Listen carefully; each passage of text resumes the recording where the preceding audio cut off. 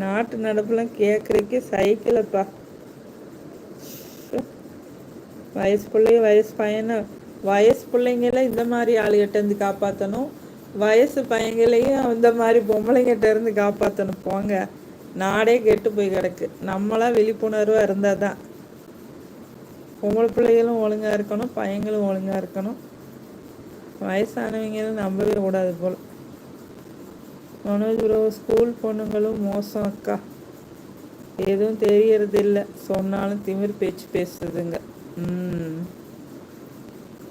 சொன்னால் பொறாமையில் பேசுவாங்கன்னு நினைப்பாங்க.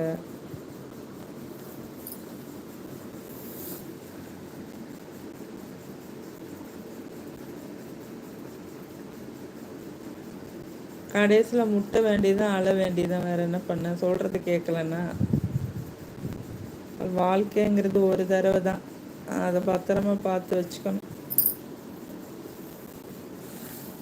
அது இனிமே போகிற காலங்கள்லாம் ரொம்ப மோசமாக இருக்குப்பா. அன்புராஜன் ப்ரோ, அவன் முறப்பையன்தான் அக்கா. அவர் சொத்துக்கு ஆசைப்பட்டு அப்படி செஞ்சிட்டான். இவளுக்கும் ஏற்கனவே ஒரு பொண்ணை லவ் வேற பண்ணிட்டு இருக்கான். இத்தனைக்கும் ஏற்கனவே ஒரு பொண்ணை வேற லவ் பண்ணிட்டு இருக்கான் அக்கா. ஓடி போனா கல்யாணம் பண்ணி வச்சிருவாங்கன்னு நினச்சிட்டான்.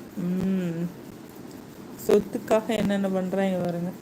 இவங்க எல்லாம் எப்படி சொந்தக்காரவங்கன்னு சொல்லி சின்ன பிள்ளைகளெல்லாம் அனுப்புறது? சரி, மாமா அத்தை வீடுன்னு சொல்லி தானே அனுப்புவாங்க. 15 வயசு பிள்ளை என்ன பண்ண முடியும்? அவன் பாருங்க, சொத்துக்கு ஆசைப்பட்டுட்டு, முறப்பையனா சொத்துக்கு ஆசைப்பட்டுட்டு இழுத்துட்டு போயிட்டானா. இத்தனைக்கும் அவன் ஏற்கனவே ஒரு பொண்ணையும் லவ் பண்ணிட்டு இருக்கானா. ஓடி போனா கல்யாணம் பண்ணி வச்சிருவாங்கன்னு நினச்சிருக்கான்.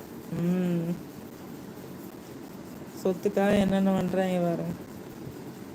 மனோஜ் ப்ரோ, அதே தான் அக்கா, ஒரு அக்கா சொன்னாங்க, பொறாம மாதிரி நினச்சிப்பாங்க சொன்னாங்க. ஆமாம், இவனுக்கு என்ன, இவன் எதுக்கு நமக்கு அட்வைஸ் பண்ணுறான், பொறாமப்படுறான்னு அப்படிங்கிற மாதிரி. கரெக்டு தானே?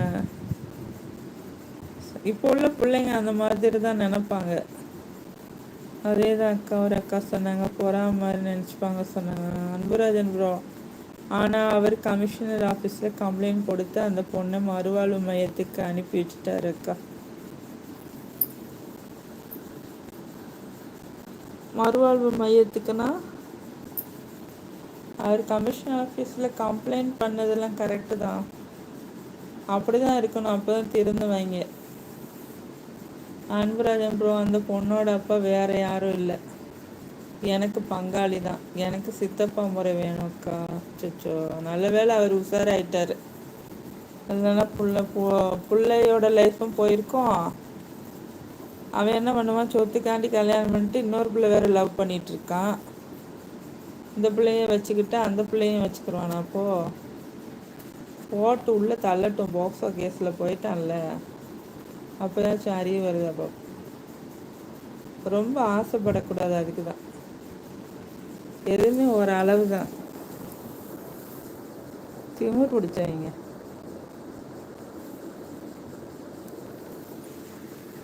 வாங்க பர்வீன் சிஸ்டர். ஹாய் நிசா சிஸ்டர், அஸ்ஸலாமு அலைக்கும். வலைக்கும் சலாம் வரஹ்மத்துல்லாஹி தஆலா வபரகாத்துஹு. பர்வீன்மா, நல்லா இருக்கீங்களாம்மா? சாப்பிட்டீங்களா? உங்கள் லைவை நான் 2-3 தடவை தூக்கத்திலேயே பார்க்குறேன்.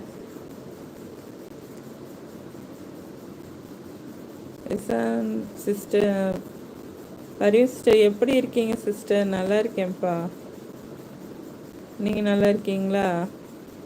பர்வீன் சிஸ்டர், லைக் போட்டாச்சு சிஸ்டர். Thank you sister, thank you. சாப்பிட்டீங்களா? அன்புராஜன் ப்ரோ, பெண்களுக்கு மறுவாழ்வு மையம் ஒன்று இருக்கு அக்கா, 18 வயது முடிஞ்சவுடன் அனுப்புவாங்களா அக்கா? அப்படியா? அது வரைக்கும் உள்ளதாக இருக்குமா அந்த பிள்ளை? அப்போ அந்த பிள்ளைக்கும் தண்டனை உண்டு, 15 வயசில் போனனால. அப்படியா? ஹரி சிஸ்டர், சாப்பிட்டேன் சிஸ்டர். நீங்கள் சாப்பிட்டீங்களா சிஸ்டர்? நானும் சாப்பிட்டேம்மா, இப்போ தான் சாப்பிட்டேன்.